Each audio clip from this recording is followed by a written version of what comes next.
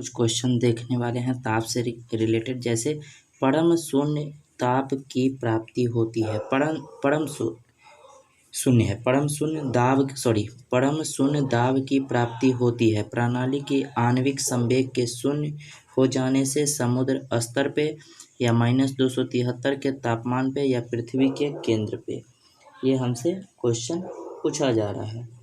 तो हम बोल सकते हैं क्या कि परम शून्य जो होता है वो क्या होता है। परम शून्य -273 के तापमान पे परम शून्य क्या हो जाते हैं, प्राप्ति होती है। कैसे होती है भाई, ये हम देख लेते हैं कि परम शून्य के दाब की प्राप्ति जो होती है वो किसी भी मान के यानी तापमान जो होता है 273, यदि -273 डिग्री सेल्सियस में चले जाए तब हम परम शून्य तापमान कहते हैं। यानी 273 नॉर्मल प्लस में रहेगा तो हम कुछ नहीं बोल सकते हैं, लेकिन माइनस में चला जाए तो हम परम शून्य दाब की प्राप्ति होती है, यानी परम शून्य ताप बोल सकते हैं इसको। और यहाँ पे जो अणुओं की जो गति होगी यानी गैसों की गति जो होगी, गैस की गति हम बोल सकते हैं गैसों की, यानी गैसों में यहाँ पे क्या हो जाएगा, गति क्या हो जाएगा, शून्य हो जाएगा। यानी गति क्या हो जाएगा, शून्य हो जाएगा, जीरो हो जाएगा। तो गैसों की गति क्या हो जाएगा, शून्य हो जाएगा। नेक्स्ट क्वेश्चन देख लेते हैं।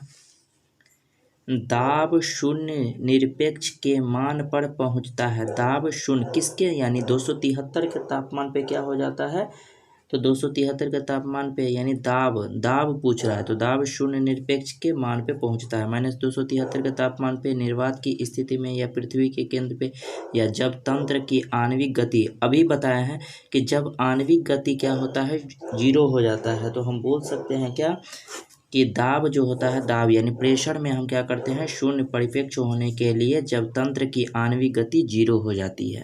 तो डी नंबर इसका क्या हो जाएगा, राइट आंसर हो जाएगा। एक अल्कोहल का क्वथनांक 78 डिग्री सेल्सियस है, केल्विन पैमाने पर तापमान कितना होगा। एक अल्कोहल, तो इसके लिए हम फार्मूला बता चुके हैं कि क्या डिग्री सेल्सियस है केल्विन, यानी हमसे केल्विन में पूछ रहा है।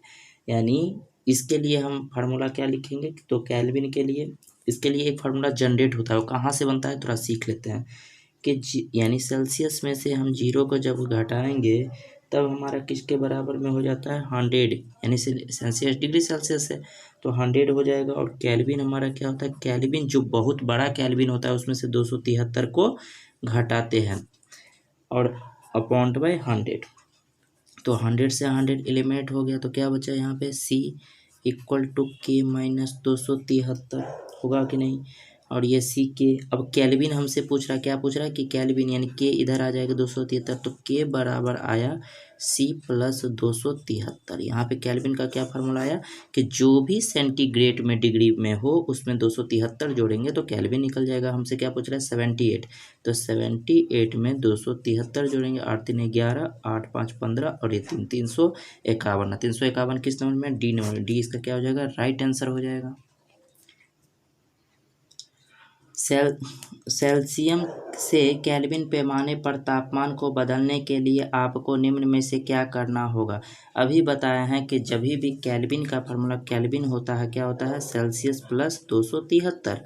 हमसे क्या पूछ रहा है कि सेल्सियस निकालने के लिए, C निकालने के लिए जो बड़ा केल्विन होगा तो केल्विन - 273, तो यहाँ पर क्या होगा, तो 273 से गुना करने में बिल्कुल नहीं होगा, 273 जोड़ने में बिल्कुल नहीं होगा, 273 से विभाजन बिल्कुल नहीं है, 273 घटाने पर, यानी डी नंबर इसका क्या हो जाएगा, राइट आंसर हो जाएगा। क्यों हुआ, क्योंकि केल्विन हमेशा होता है डिग्री सेल्सियस प्लस, तो 273 आप पूछ रहा है कि सेल्सियस से केल्विन पैमाने पर तापमान को बदलें, यानी कि सेल्सियस से। अब सेल्सियस जब हम केल्विन पैमाने पर, तो केल्विन जो रहेगा वो दिया गया रहेगा, यानी ये जो बड़ा मान दिया रहेगा, जैसे 570 हम केल्विन ले लेते हैं।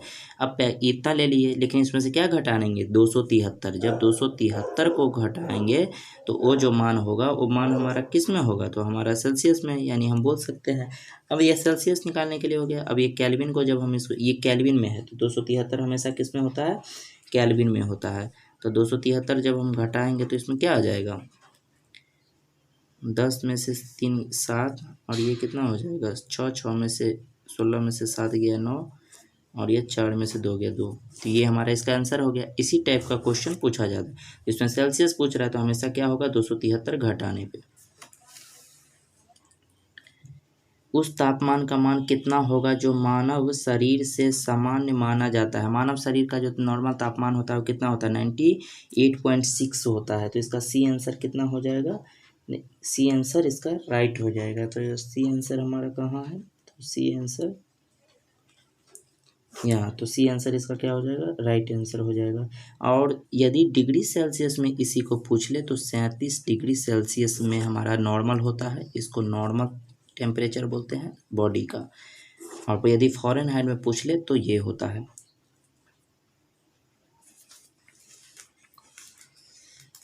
273 का मान क्या है, 100 केल्विन है या 10 के है या डिग्री सेल्सियस है या 0 डिग्री सेल्सियस है। तो हमेशा क्या होगा, 0 डिग्री सेल्सियस, 0 डिग्री सेल्सियस यदि केल्विन में पूछे तो हमेशा याद रखेंगे 273 केल्विन के बराबर होता है। फ़ारेनहाइट में पूछे तो कितना होता है, फ़ारेनहाइट में 32 डिग्री फ़ारेनहाइट में 0 डिग्री के बराबर, 0 डिग्री सेल्सियस के फ़ारेनहाइट में होता है। सेल्सियस और केल्विन तापमान के बीच क्या संबंध है, तो सेल्सियस और केल्विन के बीच में संबंध पूछ रहा है। तो सेल्सियस और केल्विन के बीच में जो हो जाएगा 200 यानी 0 डिग्री सेल्सियस पर क्या होता है, 273 होता है, बिल्कुल सही है। 37 डिग्री सेल्सियस पर 273 होता है, 37 डिग्री सेल्सियस पर 273 होता है,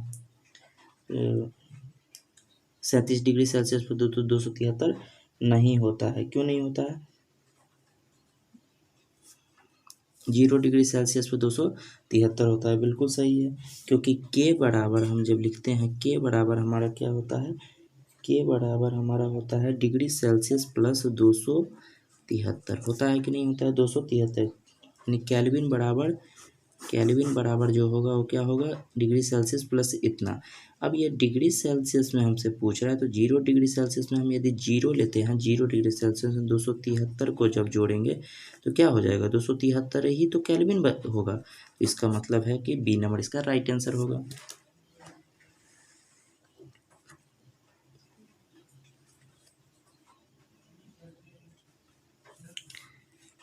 निम्न में से कौन तापमान का मात्रक नहीं है, निम्न में से, तो फ़ारेनहाइट है, ये सेल्सियस डिग्री है और केल्विन है, लेकिन पास्कल नहीं है। तो इसका राइट आंसर क्या हो जाएगा, बी नंबर इसका क्या हो जाएगा, राइट आंसर हो जाएगा। तो मात्रक नहीं है तो पास्कल मात्रक नहीं है, क्योंकि पास्कल जो होता है किसका होता है, दाब का मात्रक होता है। किस तापमान पर पानी का तरल एवं ठोस दोनों स्थितियों में विद्यमान हो जाता है, यानी पानी जो है वो किस तापमान पे क्या है, बराबर हो जाता है। 0 डिग्री सेल्सियस पर जो होता है तापमान तरल और ठोस दोनों बराबर हो जाता है, तो 0 डिग्री सेल्सियस बोल सकते हैं। तो 0 डिग्री सेल्सियस से ठोस अर्थात बर्फ की अवस्था में पानी तरल एवं ठोस दोनों स्थितियों में विद्यमान हो जाता है 0 डिग्री सेल्सियस। बर्फ का गलनांक बिंदु है, बर्फ का जो गलनांक बिंदु होता है वो 273 क्या होता है, 273 हमारा केल्विन होता है। और यदि वायुमंडलीय में इसका दबाव करे तो 0 डिग्री सेल्सियस होता है, जो 273 केल्विन के बराबर होता है। केल्विन पैमाने पर दिए गए ताप को सेल्सियस पैमाने पर बदलने के लिए आपको दिए गए ताप में क्या जोड़ना या घटाना होगा। तो हमेशा याद रखें कि जो दिया गया मान रहता है उसमें से 273 को घटाते हैं, तो घटाना वाला क्या कहाँ है, ए नंबर, ए इसका क्या हो जाएगा, राइट आंसर हो जाएगा।